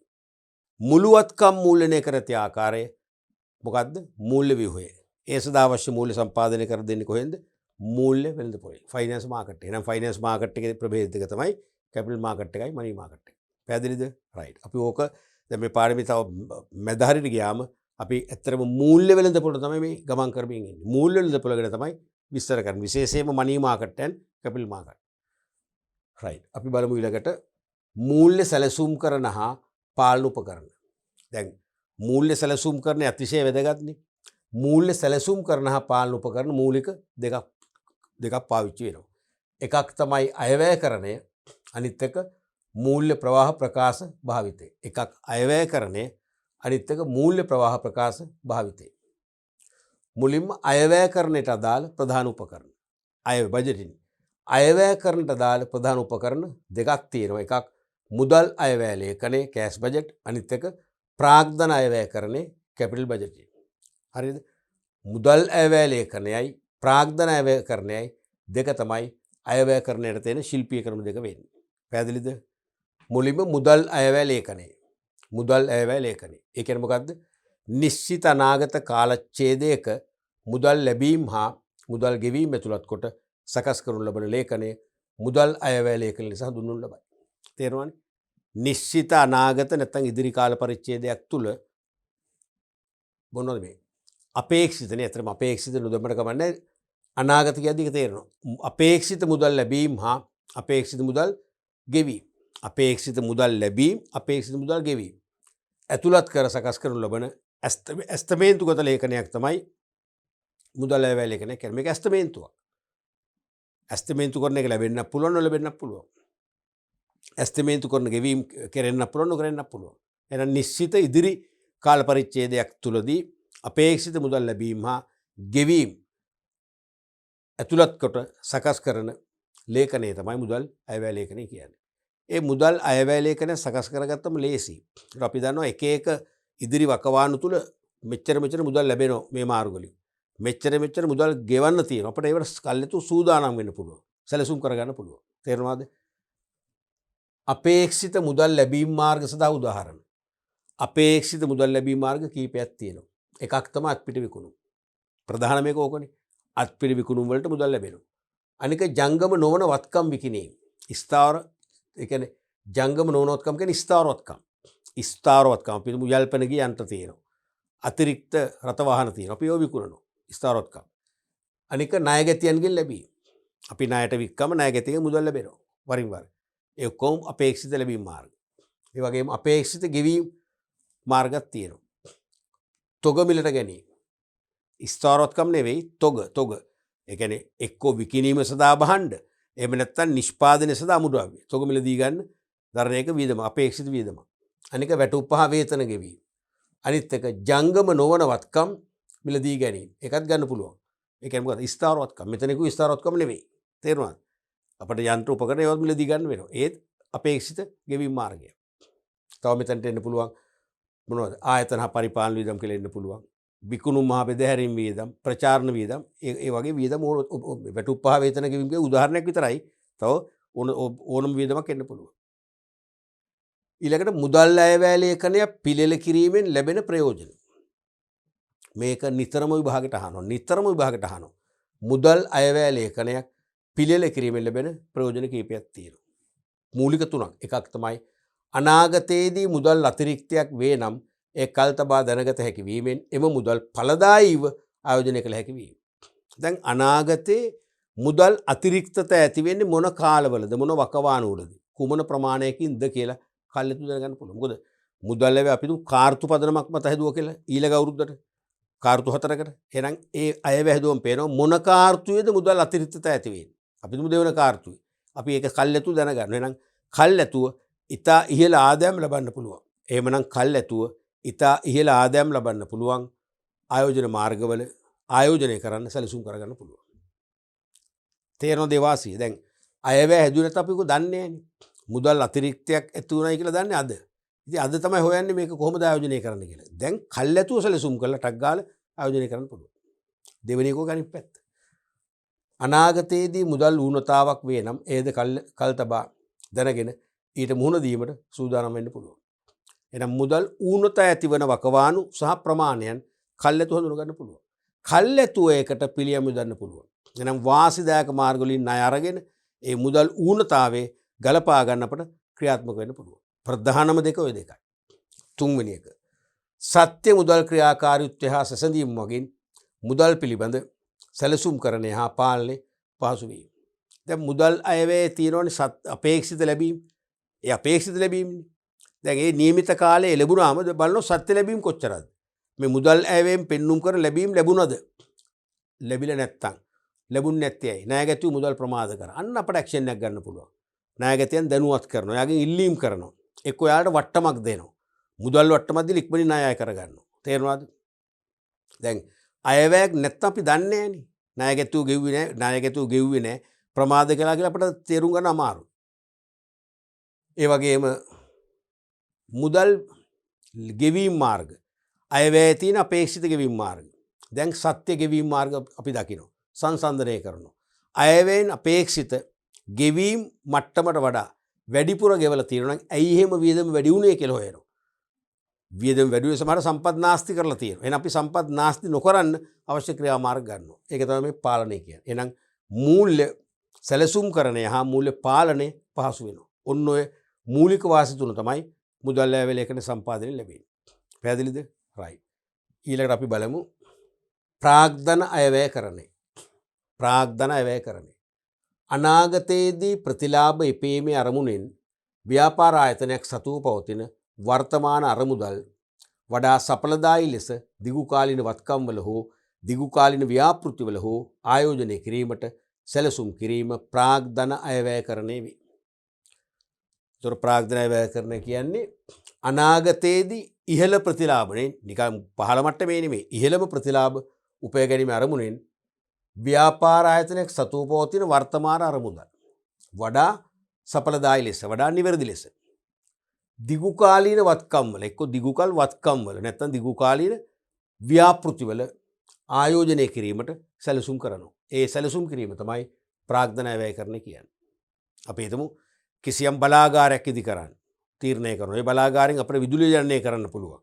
එතකොට ඒ අතිරික්ත විදුලිය වෙනත් ව්‍යාපාරවලට අලෙවි කරන්න පුළුවන්. දීර්ඝ කාලීන ආදායම් ලබන්න පුළුවන් ප්‍රොජෙක්ට් එකේ නේ. අන්න ඒ වගේව තමයි මුදල් අයවැය කරණයෙන් බලන්නේ. ප්‍රාග්ධන අයවැය කරණය මුදල් අයවැය කරණය අපි කියවන එක කෙටි කල්නේ. මේක දිගු කල්.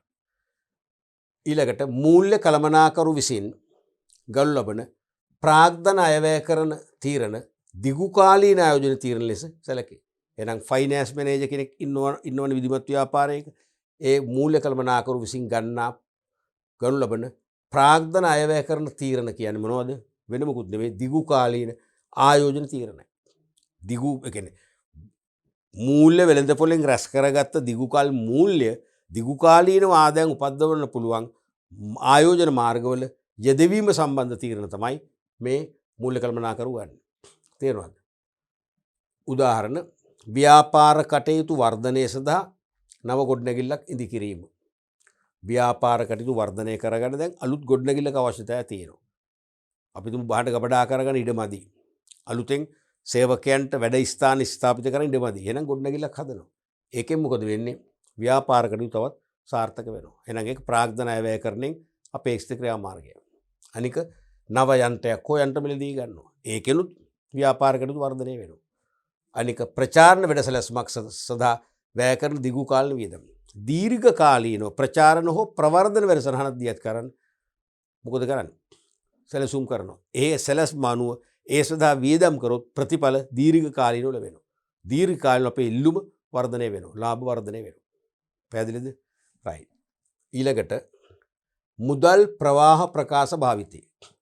මුදල් ප්‍රවාහ කෑෂ් ෆ්ලෝ ස්ටේට්මන්ට් කියන එක. යම් පසුගිය කාලඡේදයක් තුළ ආයතනයකට සත්‍ය හෝ අපේක්ෂිත හෝ මුදල් ගලා ඒම් සිදු වූ ආකාරය හා එකේ මුදල් ගලා යාම් සිදු වූ ආකාරය විශ්ලේෂණය කර දැක්වෙන ප්‍රකාශයේ මුදල් ප්‍රවාහ ප්‍රකාශය.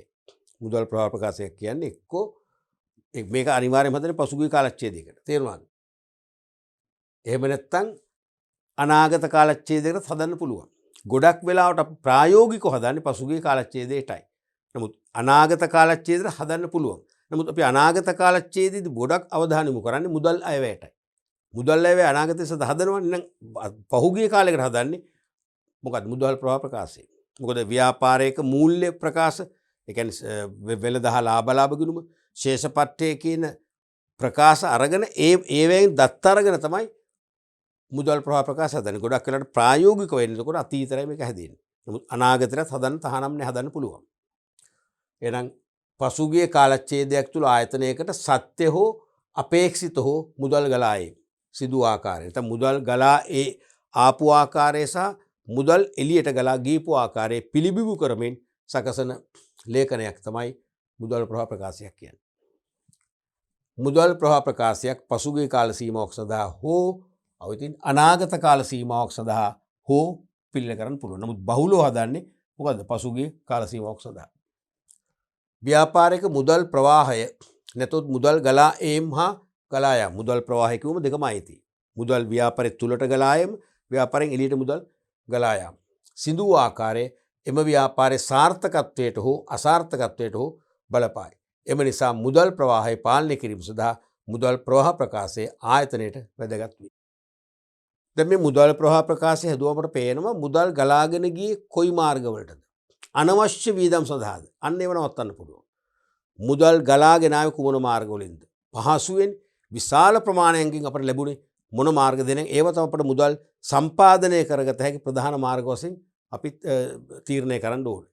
ස්පර්ශ කරන්න ඕනේ. තේරෙනවද?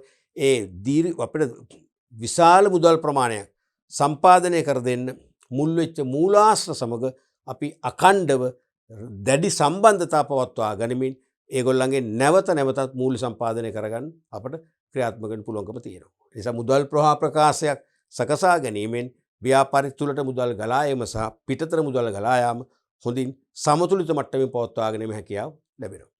පැහැදිලිනේ? රයිට්. අපි ඊළඟට බලමු අභ්‍යාසයක් තියෙනවා. මේ කියන්නේ මුදල් අයවැය ලේඛනය සැකසීමට අනිවාර්යයෙන්ම එනවා කියලා කියන්න බෑ. කලාතුරකින් විභාග වලට ඇවිල්ලා තියෙන ඉස්සරහට එන්න පුළුවන්. හරිද? පහත දැක්වෙන්නේ සීමා සහිත රන්තරු ක්‍රීඩා සමාජයේ 2022 වසරේ පළමු කාර්තුවට අදාළව ගිණුම් පොතුලින් උපුටාගත් තොරතුරුයි. රන්තරු ක්‍රීඩා සමාජයේ 2022 පළවෙනි කාර්තුව, ඒ කියන්නේ ජනවාරි පෙබරවාරි මාර්තු සම්බන්ධයෙන් ගිණුම් පොතුලින් උපුටාගත් තොරතුරු. ආරම්භක මුදල් ශේෂය රුපියල් 25000ක් තියෙනවා. ක්‍රීඩා උපකරණ මිලදී ගැනීම තියෙනවා මාස 3ෙදිම. අත්පිට විකුණුම් තියෙනවා මාස 3ෙදිම. ණයගැත ලැබීම් තියෙනවා ජනවාරි සහ මාර්තු වල.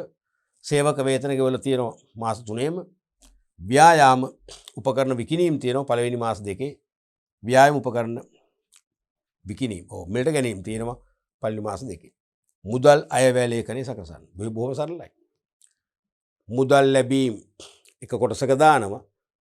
අපේක්ෂිත මුදල් ලැබීම්, අපේක්ෂිත මුදල් ගෙවීම්, තව කොටසක දාලා ඒ දෙක එකතුවේ වෙනස ශේෂය වශයෙන් ගන්නවා. අපි නිකන් එකක් කරමුකෝ. දැන් මේ වගේ ගැටලුවකදී ඇහුවත් නැහැව්වත් මතක තියාගන්න එකතු තීරුවක් දාන්න ඕන ඕගොල්ලෝ. ලකුණු වෙන් කිරීමේදී එකතු තීරුවටත් වෙනම ලකුණක් වෙන් කරනවාම ඒ ලකුණ අහක දාන්න එපා. තේරුණාද? තීරු තුනට හදන්න අනිවාර්යයෙන්. තීරු තුන හදන්න එපා. තේරුණාද? අපි ඒ නිසා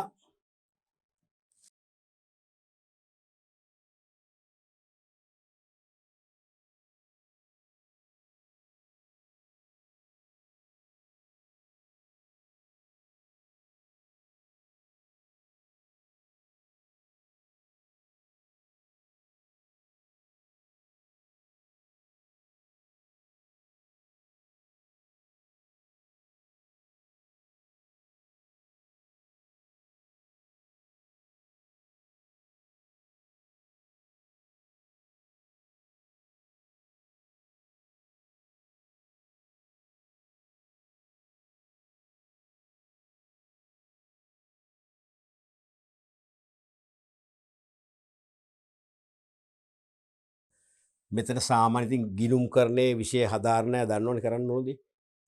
ගිණුම් හදනකොට මුදල් අයවැයක් හදනකොට අපි ව්‍යාපාරේ නම දාන ඕනේ උඩින්ම. සීමා සහිත රන්තරුනේ රන්තරු ක්‍රීඩා සමාජයේ ලාභ අපේක්ෂාවෙන් තොරව පවත්වාගෙන යන පුණ්‍ය සමාගමක්නේ ක්‍රීඩා සමාජය. පස්සේ 2022 පළමු කාර්තුවට අයත්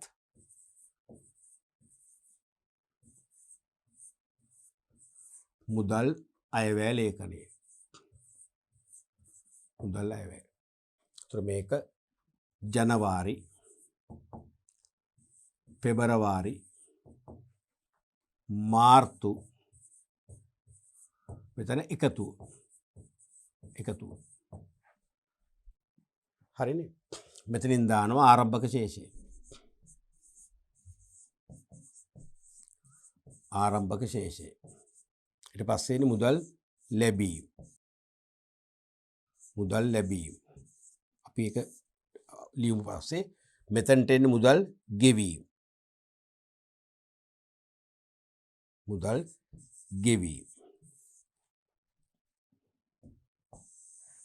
ඊට පස්සේ මෙතනට එනවා මෙන්න මේ යටි මේ කියන්නේ මේ ලැබීම් වල එකතුවෙන් ගෙවීම් වල එකතු අඩු කරාම එනවා අවසාන ශේෂය. අවසාන ශේෂය මෙතනට එන්නේ. හරිනේ. රයිට්. ඊට පස්සේ අපි බලමු ලියන්න මේ ටික. අන්න ආරම්භක මුදල් ශේෂයේ තියෙන 25000ක්. ආරම්භක මුදල් ශේෂය කියන්නේ කාර්තුවේ පළවෙනි මාසයේනේ ජනවාරි වල ශේෂය. කීයද? 25000යි. ඒක අපි මෙතනින් ලියමු. 25000යි. එකතුර මොකක්ද දාන්නේ? එකතුර මොකක්ද දාන්නේ? අපි එක පස්සේ බලමු. කොහොමද දාන්නකෝ? 25000 හරිනේ. හරි. ඊට පස්සේ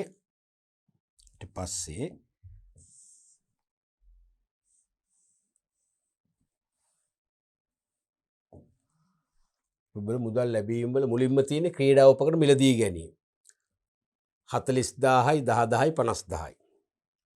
අපිට ඒක මෙතන ලියන්න පුළුවන්. 40000යි 10000යි 50000යි. එකතුවත් ඔය ගම දාගමු නේද? 40යි 50යි ලක්ෂයයි. ලක්ෂයයි. අපි ඒක කෙටියෙන් ලියමු උපකරණ මිලදී ගැනීම කියලානේ. උපකරණ මිලට ගැනීම. නැත්නම් මිලට ගැනීම.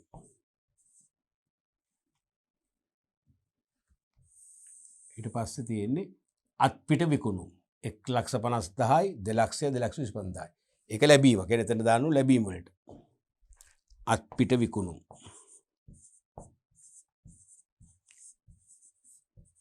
මේ වගේ ගැටලුවක් આવොත් වරදින්නේ නැහැ.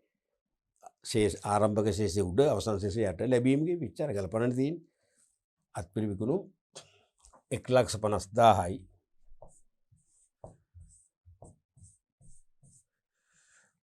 දෙලක්ෂයයි 2,25,000යි. එතකොට 2 3යි 3,50,000යි 5,75,000යි. එකතුවක් දාගමු කලින්ම 5,75,000යි. ඊට පස්සේ ණය ගැති ලැබීම. ඒකත් ලැබීමක්. ණය ගැති ලැබීම.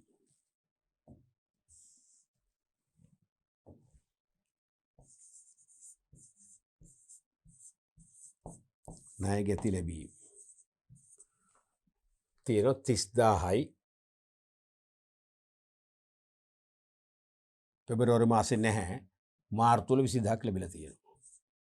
ටෝටල් එකත් ඔය ගම දාන 50,000යි. ඊට පස්සේ සේවක වේතන ගෙවීමක් යටට එන්නේ. අපි වේතන කියලා දාන්න ගැටියේ ඇති. වේතන 1,40,000යි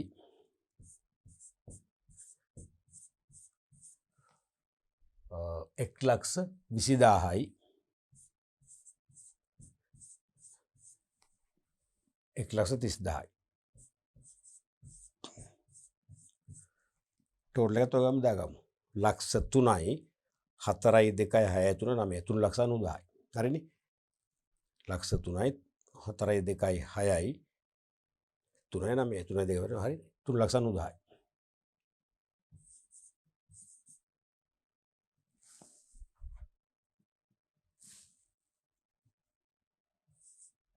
කෙලින් ලියාගන්න අපේ ගන්න කරන්න ගියම් ප්‍රශ්න එනවා 3,90,000යි.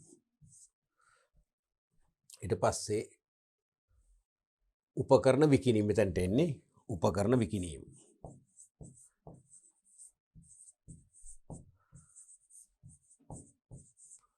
උපකරණ විකිණීම 3,00,000යි 5,00,000යි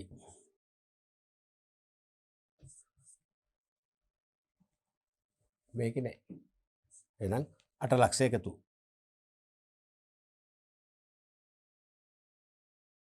ඊට පස්සේ උපකරණ මිලට ගැනීම. මේක ඉස්සෙල්ලා කිව්වේ ක්‍රීඩා උපකරණනේ. ක්‍රීඩා උපකරණනේ. උපකරණ මිලට ගැනීම. දැන් තියෙන්නේ ව්‍යායාම උපකරණ. ඒක අපි ලියමු නේද? ඔව්. මොනවද? ක්‍රීඩා උපකරණ. ක්‍රීඩා උපකරණ. දැන් ව්‍යායාම උපකරණ ව්‍යායාම. උපකරණ ගැනීම කියලා දාන්නේ ඇති. ගැනීම 2,50,000යි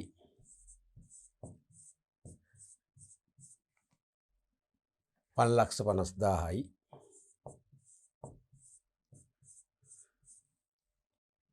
ඉතරනේ මේකේ නෑ. එhmenan 5යි 2 7 8,00,000යි. ටෝටල් එක 8,00,000යි. උච්චරයි. දැන් තියෙන කලපන්න. දැන් මේක සාමාන්‍ය දෙයක් නේ ඕන කෙනෙකුට කරන්න පුළුවන් නේ. එකවුන්ටින් කරන කෙනෙකුට මේක කිසිදු ප්‍රශ්නයක් නෑ. වරද්ද ගන්න තැන් දෙකක් තියෙනවා. අන්නේ දෙක විතරක් අවධාරණය කරගන්න. වරද්ද ගන්න තැන් දෙකක් තියෙනවා. එකක් තමයි ආරම්භක ශේෂය. හරිද? උදාහරණයක් වශයෙන් දැන්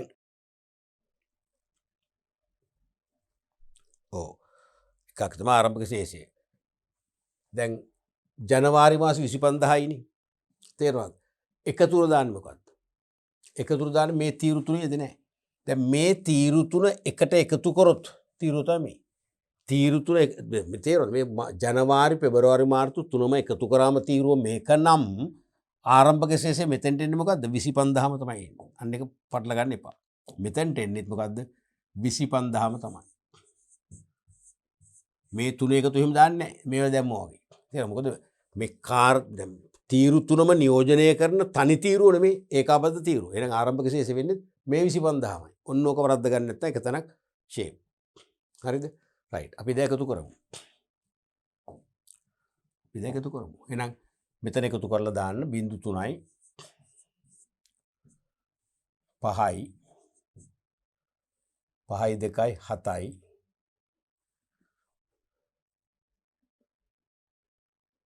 5යි 2යි 7යි 3යි 10න් බිඳුව 3 1යි 4 1යි 5යි 5,50,000 3 හමාරයි 3 80යි 3 1යි 4යි 4 හමාරයි 4 80යි 5යි හරි 5,50,000 හරි. ඊට පස්සේ දාන්න ගෙවීම වල එකතුව බිඳුවයි 5යි 4යි 9යි 4යි 13යි 2 1යි 3 1යි 4,30,000. එහෙනම් අපේක්ෂිත මුළු ලැබීම් 5,50,000යි අපේක්ෂිත මුළු ගෙවීම 4,30,000. එහෙනම් ඒ දෙකේ වෙනස තමයි අවසන් ශේෂය. මෙච්චර ලැබෙන්න ඕනේ මෙච්චර ගෙවන්න ඕනේ. එහෙනම් වෙනස මෙතන දාන්න. මේ දෙක අඩු කරලා 0.3යි 5න් බිඳුවක් 5යි 10න් 3ක් 7යි 4න් 3ක් 1යි 1,75,000. ඔන්න ඊළඟ වරද්ද ගැන තමයි මේ අවසාන ශේෂය තමයි මේක ආරම්භක ශේෂය වෙන්නේ. ජනවාරි මාසයේ අග ශේෂය කියන්නේ මොකද්ද? පෙබරවාරි මාසයේ මොකද වෙන්නේ? ජනවාරි මාසයේ අග ශේෂය කියන්නේ පෙබරවාරි මාසයේ මොකද්ද වෙන්නේ? ආරම්භක ශේෂය වෙනවා. හරිනේ. ඔය වගේමයි පෙබරවාරි මාසයේ අග ශේෂය කියන්නේ මාර්තු මාසයේ අග ශේෂය වෙනවා. තේරුණානේ? එහෙමනම් මෙතන දාන්න 1,75,000. දැන් ඉතින් අර වගේ එකතු කරන්න. 0.3යි 5යි 7යි 5යි 2 7 8,75,000 ලැබීම්. මෙතන දාන ගෙවීම් 0.3යි 0යි 5යි 2යි 7 1යි 8යි 5යි 2 7 1යි 8යි 5 1යි 6,80,000. එහෙනම් මේ දෙකේ වෙනස. ඒකෙත් තියෙන ධන ශේෂ මේව ඍණ එන්නත් පුළුවන්. හරිද? ඍණ එන්නත් පුළුවන්. 5න් බිඳුවක් 5යි 7න් 8ක් නෑ 17න් 8ක් ගියාම 9යි. හරි නේද? 9ටයි 17යි 0.3යි 5න් බිඳුවක් 5යි 17න් 8ක් 9යි 7 තියෙනවනේ 7න් 6ක් 1යි 1,95,000. හරි 1,95,000. දැන් මේක ඍණාව කියන්නකෝ. ඍණ ශේෂයක් කියන්නේ ගෙවීම් වැඩි කියන්නකෝ. එහෙමනම් මොකද කරන්නේ? මේකම අරන් ගියා. හරිද? මෙතන අඩු වෙන්න ඕනේ. මේක අපි වරහන් කරලා දාලා මේ එකතුවෙන් මේක අඩු කරලා දානවා. ඒක සාමාන්‍ය ගණිතය දන්නවනේ.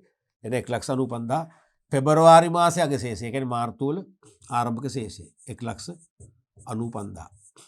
අර වගේම එකතු කරන්න. 0.3ට 0.3 ගියා 5යි 5යි 10යි 9 1යි 10යි 14යි 2 1යි 3 1යි 4යි 4,40,000. මේක එකතුව 1,80,000යි. එහෙනම් අවසන් ශේෂයේ මේ දෙකේ වෙනස 0.3යි 0.0යි 14න් 8ක් 6යි 3න් 1ක් 2යි 8යි 6යි 14යි 2යි 1 3 4 හරි 2,60,000යි අවසන් ශේෂය. දැන් මේ 2,60,000 ශේෂය මෙතනට ගෙනියන්නේ නැහැ. ඔන්නක පටල ගන්න එපා. තේරුණාද? ඇයි හේතුව? මේ කියන්නේ මාර්තු අග ශේෂය. මේ කියන්නේ එහෙනම් අප්‍රේල් වල ආරම්භක ශේෂය. දැන් මේක අප්‍රේල් පෙන්වන්නේ නැහැ නේ. එහෙනම් දැන් මේ තීරු තුන එකතු කරාම පොදු තීරුව ඒකාබද්ධ තීරුව මේ. එහෙනම් මේකේ අවසාන ශේෂය වෙන්නත් ඕනේ මේ ගානමයි. මේකේ අවසාන ශේෂය වෙන්නත් ඕනේ මේ ගාන. මොකද මේ තීරු තුනම නියෝජනය කරන ඒකාබද්ධ තීරුව තමයි මේ. එහෙනම් මේ 2,60,000 තමයි මෙතනට එන්න ඕනේ. උන් ඔය දෙක තමයි මාරු කරගන්න නැත්තේ. මේ ආරම්භක ශේෂය මෙතනට ආව මොකද පොදු තීරුව නිසා. එහෙනම් මේ අවසන් ශේෂය එහෙනම් මේ පොදු තීරුවෙත් අවසන් ශේෂය වෙනුනේ මේකමයි. හරිද? රයිට්. දැන් ඒක ඔළුවේ තියාගෙන එකතු කරන්න. 0.3යි දැන් මේ අනිවාර්යෙන් මේ දෙකේ වෙනස මේ ගානට එන්න ඕනේ නැත්නම් වැරදි. 0.3යි 5යි 5යි 10න් 0.1ක් ඉතුරුයි 2 1 3 7යි 10යි 15යි 8 1යි 9යි 5යි 14යි 14,50,000. මේක එකතුවත් ගමු 0.3යි 0යි 9යි 8යි 3යි 11යි 1යි 12යි 12,90,000. අඩු කරලා බලන්න 0.3 ගියා 0.0යි 15න් 9ක් 6යි එකක් ඉතුරුයි 3න් දෙකක් එකක් ඉතුරුයි 3න් එකක් 2යි 2,10,000 නෝරි. ඔව් එතකොට දැන් මේ අයවැය අපි එකක් හැදුවම ඇති කොච්චරවත් මේකේ සංඛ්‍යාව වෙනස් වෙනවා ව්‍යාපාර නම වෙනස් වෙනවා දෙන මේ වර්ෂය වෙනස් වෙන ඔච්චරයි මොඩලේ මේකමයි පැහැදිලිනේ රයිට්. අපි ඊළඟ අභ්‍යාසයත් කරමු. පහත් වෙන්නේ සීමා සහිත හස්මාලිගා සමාගමේ ලෙජරෙන් උපුටාගත් තොරතුරු කිහිපයකි. අහන්නේ මොකද? මුදල් ව්‍යුහය, ප්‍රාග්ධන ව්‍යුහය, මූල්‍ය ව්‍යුහය. මතකනේ මුදල් ව්‍යුහය කියන්නේ අර ජංගම වත්කම් මූල්‍යණය කරති ආකාරය. ඒ කියන්නේ ජංගම වත්කම් වල එකතු. ප්‍රාග්ධන ව්‍යුහය කියන්නේ ස්ථාවර වත්කම් මූල්‍යණය කරති ආකාරය. එහෙනම් ස්ථාවර වත්කම් වල එකතු. මූල්‍ය ව්‍යුහය කියන්නේ මුළු වත්කම් වල එකතු. මේ දෙක එකතු. එච්චරයි. බොහොම සරලයි. සාමාන්‍ය කොටස් ප්‍රාග්ධනයේ දීලා තියෙනවා. අතැති මුදල්, බැංකු අයිරා, බඩු තොග, ණය ගැතියු, යන්ත්‍රෝපකරණ. වෙළඳ ණය හිමියෝ, ණය කර, ඉදිරියට කළ ගෙවීම්, වරණීය කොටස්, ඉඩම් හා ගොඩනැගිලි. එතකොට මේකේ මුලින්ම අහනවා එක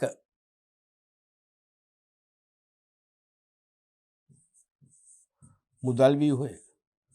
මේකට අපි ගන්නවා ජංගම වත්කම් ටික විතරයි. මොනවද? අතැති මුදල්. අතැති මුදල් 55,000යි. බඩු තොග කියලා දාමු. තොග 60,000යි. 60,000යි. ණය ගැතියු 40,000යි. යන්ත්‍ර ස්ථාවරකම ගන්න බෑ. ණය කර ඉදිරියට කළ ගෙවීම මොකද්ද? ඉදිරි කළ ගෙවීම ජංගම වත්කම්. එහෙනම් ඉදිරි ගෙවීම ගන්නවා. ඉදිරි ගෙවීම. ඒක අපේ වත්කම ජංගම වත්කම 25,000යි. වර්ණීය කොටස් නෑ. ඉඩම් මගුල් ස්ථාවර. එහෙනම් මේකේදී කොතු උච්චරයි. 5යි 10යි 2යි 3යි 7යි 5යි 12යි 18යි 1,80,000යි. එහෙනම් මේ තියෙන මුදල් ව්‍යුහය. ඔය වගේ අපිට ගන්න පුළුවන් දෙවෙනි එක ප්‍රාග්ධන ව්‍යුහය. ප්‍රාග්ධන ව්‍යුහය. ඒ කියන්නේ ස්ථාවර වත්කම් මූල්‍යණය කරති ආකාරය. ස්ථාවර වත්කම් වල දිගුකල් මූල්‍ය යොදා ඇති ආකාරය. එහෙනම් ස්ථාවර වත්කම් වල එකතු ගත්තම හරි. එහෙමනම් මේ ටික අපි ගත්තානේ යන්ත්‍රෝපකරණ තියෙනවා. යන්ත්‍ර 2,25,000යි. ණය කර නැහැ. ඉඩම් ගොඩනැගිලි තියෙන දෙකයි තියෙන්නේ. ඉඩම් ගොඩනැගිලි 7,50,000යි.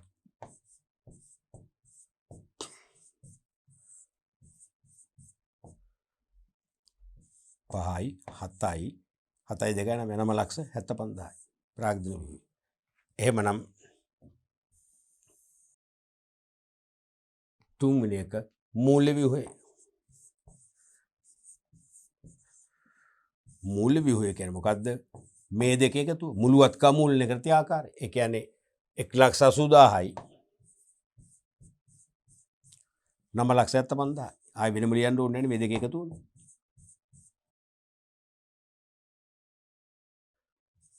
පහයි 15යි 9යි 10යි 11යි 11,55,000යි.